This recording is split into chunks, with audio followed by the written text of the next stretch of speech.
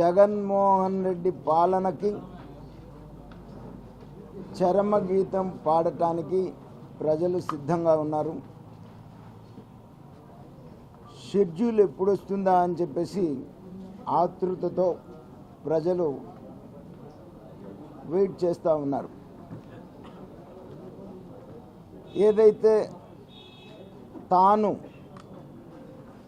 భారతదేశంలోనే అత్యంత ధనికవంతుడు కావాలనేటువంటి ఒక లక్ష్యంతో జైల్లో ఉన్నప్పుడు బ్రిటిష్ పాలనను పూర్తిగా రీసెర్చ్ చేసి బయటకు వచ్చి అవాస్తవాలతో అలివికాని ప్రామిసులతో ప్రజల్ని నమ్మించి అధికారంలోకి వచ్చినప్పటి నుంచి కూడా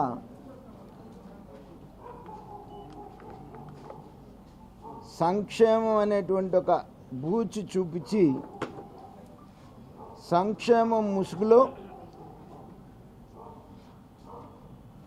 భారీ దోపిడీ రాష్ట్రంలో చేసినారు. ఒక దొంగల ముఠా రాష్ట్రం మీద పడితే ఎట్లయితే గ్రామాల మీద పడి దోచుకు తింటారో అలాగే ఈ 5 సంవత్సరాలు కూడా ఆంధ్ర రాష్ట్రం మీద పడి విచ్చలవిడిగా దోచుకొని ఏదైతే బ్రిటిషర్స్ సొంత సైన్యాన్ని ఏర్పాటు చేసుకొని భారతదేశాన్ని లూటీ చేశారో అదేవిధంగా పోలీసుని తన సొంత సైన్యంలాగా వాడుకొని ప్రశ్నించినటువంటి వాళ్ళ మీద కేసులు పెడుతూ ప్రతిపక్షాన్ని నిర్వీర్యం చేసి భయభ్రాంతుల్ని చేసి పరిపాలించాలని చెప్పేసి నేను అనుకున్నారు. కానీ ఆంధ్ర రాష్ట్ర ప్రజలంతా తేలిగ్గా అయితే ఏం లేరు. బ్రిటిషర్స్నే వ్యతిరేకి పోరాటం చేసినటువంటి వ్యక్తులు జగన్మోహన్ రెడ్డి లాంటి వాళ్ళని ఎంతోమందిని చూసినటువంటి పరిస్థితి.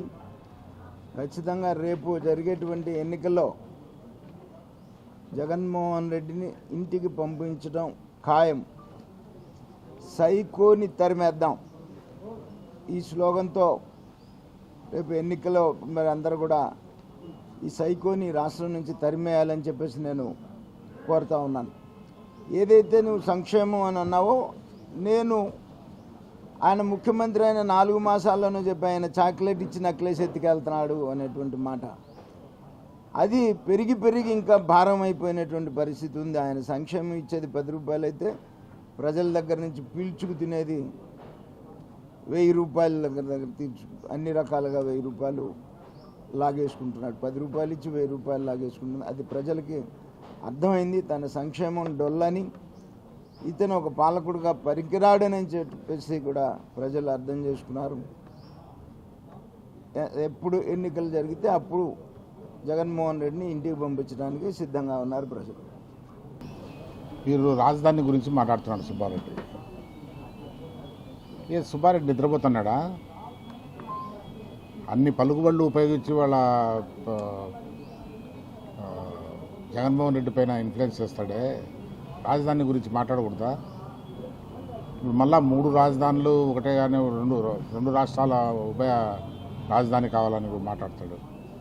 ఏంటి మైండ్లో ఏమైనా ఉందా లేదా? ఏమైనా వీళ్ళ దెబ్బ కాడ వెంకటేశ్వర స్వామి పరిగెత్తిపోతున్నాడు తిరుమల నుంచి.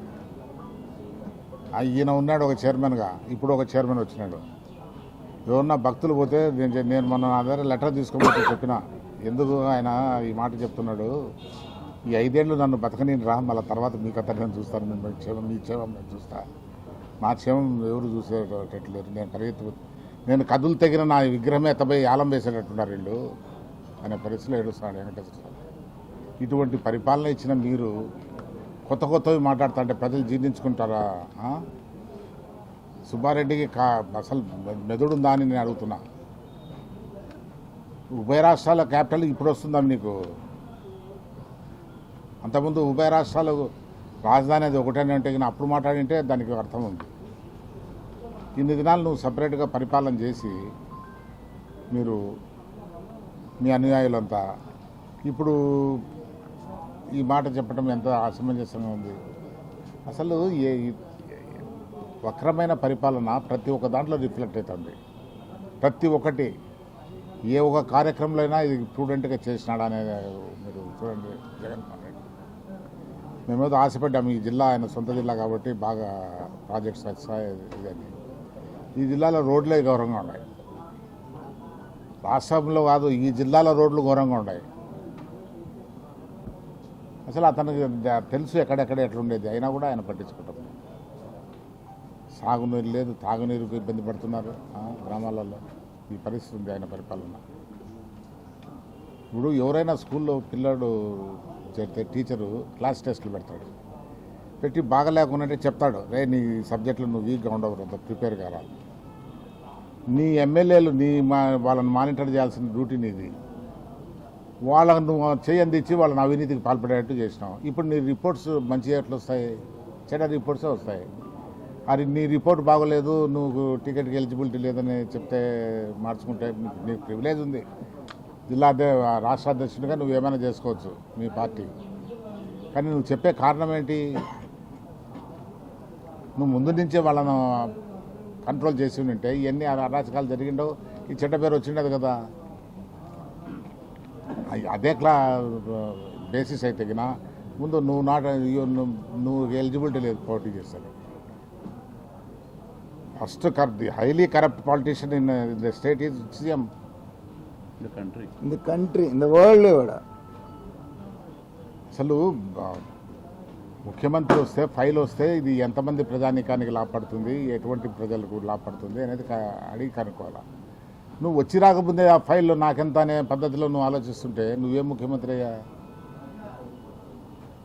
కడప జిల్లాకు అవమానం, తలకాయ వంచుకుంటాను సిగ్గుతో.